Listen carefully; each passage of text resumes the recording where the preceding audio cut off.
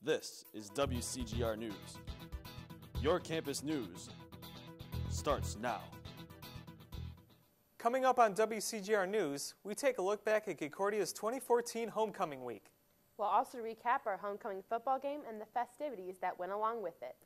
And an inside look at how students use contemporary songs for prayer time on Sundays. Thanks for joining us on WCGR News. I'm Alex Patt. And I'm Rebecca Keehner. This year is a special one for Concordia Chicago. The university has just finished celebrating its 150th anniversary and is happy to welcome a new president. We went and got the story on the inauguration of President Reverend Daniel Gard. Human hamster balls and football games are typical homecoming events. However, this year was a bit more special as the campus celebrated the inauguration of its 11th president and brought its 150th celebration to a close. Friday afternoon was filled with music, faith, and greetings to the new president and, of course, an inaugural address from President Gard himself. And my heart is filled with gratitude to the Lord for allowing me to share your lives. Saturday night's inaugural ball featured dinner, dancing, and speeches from former presidents Krentz, Hyder, and Johnson, making the evening one to remember. Most exciting was the news that the university will be receiving a challenge grant for dorm renovations and is also working toward gaining support for a renovated science and technology building. Tying up the weekend's festivities was the final service of Concordia's 150th anniversary.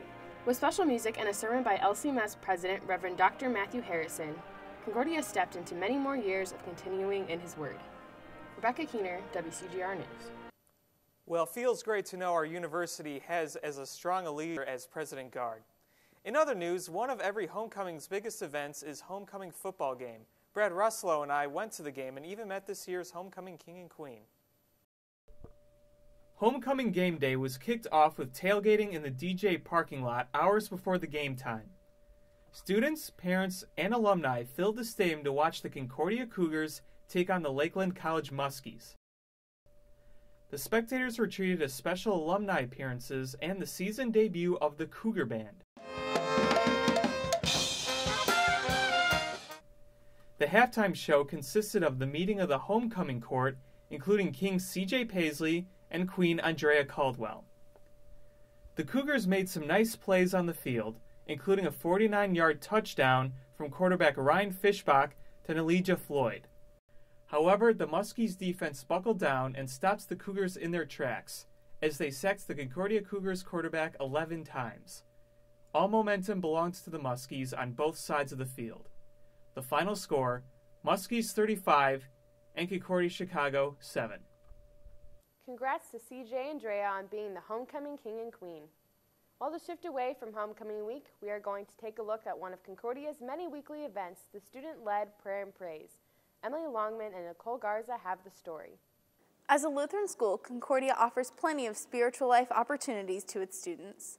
This week, we checked out Prayer and Praise, a weekly student-led event that caters to those who prefer a more contemporary worship experience. A praise band leads the group in several songs, and after a Bible reading, everyone breaks off into small groups for prayer.